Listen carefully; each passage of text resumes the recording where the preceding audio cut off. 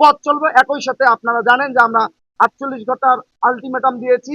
এই 48 ঘন্টার মধ্যে বিশ্ববিদ্যালয় প্রশাসন যদি যৌক্তিক কোনো ডিসিশন না নেয়, তাহলে অবশ্যই 48 ঘন্টার পর আমরা আমাদের কর্মসূচি প্রণয়ন করবো। ধন্যবাদ সবাইকে।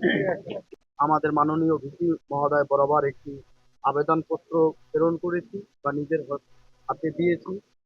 তিনি আমাদের আশ্বস্ত করেছেন যে বাংলাদেশ জাতীয়তাবাদী ছাত্র দলকে দলের যে আমাদের আলটিমেটাম 48 ঘন্টার কিসের জন্য, ইতিমধ্যে আপনারা জানেন যে ক্যাম্পাসগুলোকে অস্থিতিশীল করার জন্য একটি পক্ষ গুজব রটিয়ে উস্কানিমূলক বিভিন্ন বার্তা ছড়িয়ে ফটোকার্ডের মাধ্যমে, সোশ্যাল মিডিয়ার মাধ্যমে ক্যাম্পাস পরিস্থিতি উত্তপ্ত করতে চায়।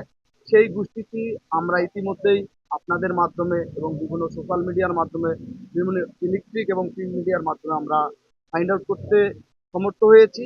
আমরা স্পেসিফিক যে কয়েকজন ব্যক্তির নামে আমরা অভিযোগ পেয়েছি, সেই ব্যক্তিগুলোকে আমরা আমাদের ভিসি মহোদয়ের কাছে জানিয়েছি যে কারা কারা এই উস্কানিমূলক কথাবার্তা ছড়ানোর জন্য জড়িত। আপনারা জানেন বাংলাদেশ জাতীয়তাবাদী ছাত্রদল মেধা, মনন, সৃজনশীলতার সর্বোচ্চ চর্চা করে আজকের এই জায়গায় দাঁড়িয়েছে এবং 5 আগস্ট পরবর্তী একটি সরকার আমরা দেখেছি এবং 5 আগস্ট পূর্ববর্তী একটি সরকার ছিল। সেই সরকারটি আপনারা তো সবাই জানেন, ফেসিবাদের সেই সরকারের সময় আমরা বাংলাদেশ জাতীয়তাবাদী ছাত্রদল সহ বাংলাদেশের গণতান্ত্রিক প্রগতিশীল কোনো ছাত্র সংগঠনেই সঠিকভাবে রাজনৈতিক চর্চা করতে পারেনি। ক্যাম্পাসগুলোতে তার গণতান্ত্রিক যে অধিকার, সেই অধিকার চর্চা করতে পারেনি। 5 আগস্ট পরবর্তী সময়ে আমরা ডক্টর মোহাম্মদ ইউনূসের সরকারের নেতৃত্বে যে সরকার গঠিত হয়েছিল, সেই সরকারকে আমরা আমাদের জায়গা থেকে সর্বোচ্চ সহযোগিতা করার চেষ্টা করেছি। কিন্তু সেই সরকারের সময়েও একটি মব পরিস্থিতি তৈরি ছিল এবং মব উস্কে দিয়ে একটি পক্ষ ক্যাম্পাসগুলোতে ছাত্র রাজনীতি চাই না এবং বিভিন্ন ধরনের উস্কানিমূলক কথাবার্তা বলে ক্যাম্পাসের শিক্ষার্থীদেরকে বিভ্রান্তকর পরিস্থিতিতে ফেলতো। সেই পরিস্থিতিও কিন্তু আমরা অত্যন্ত সহিষ্ণুতার সহিত, ধৈর্যের সহিত আমরা অতিক্রম করে এই জায়গায় এসেছি।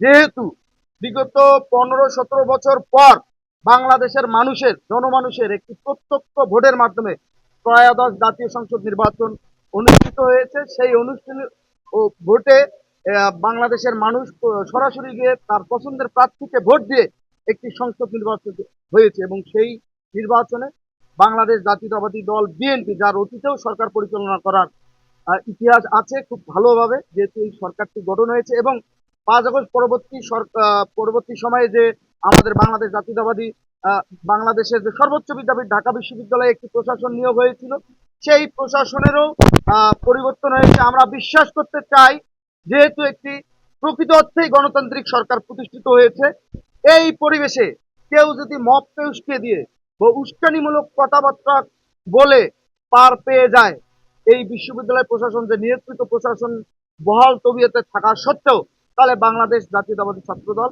মুখ বুঝে সহ্য করে থাকবে না। অবশ্যই আমরা তাদের প্রতিহত করব, কিন্তু সেটা গণতান্ত্রিক উপায়ে। আমরা চাই বাংলাদেশ জাতীয়তাবাদী ছাত্রদল সবসময় গণতন্ত্র বিশ্বাসী এবং গণতন্ত্রপন্থী একটি ছাত্র সংগঠন।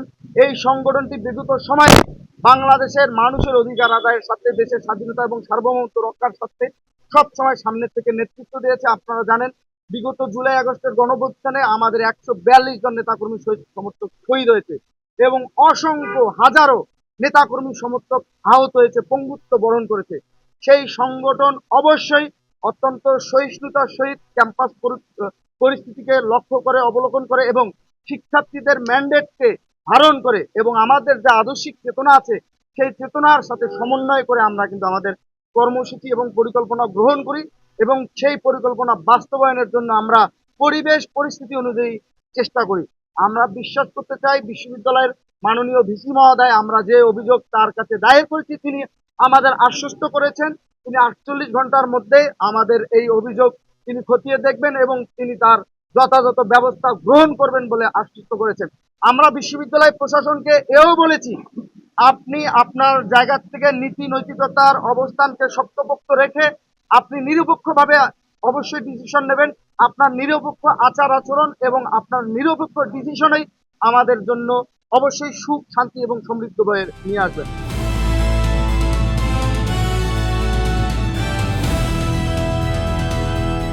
দিনাজপুর টিভি, মানুষের জীবনের কথা বলে।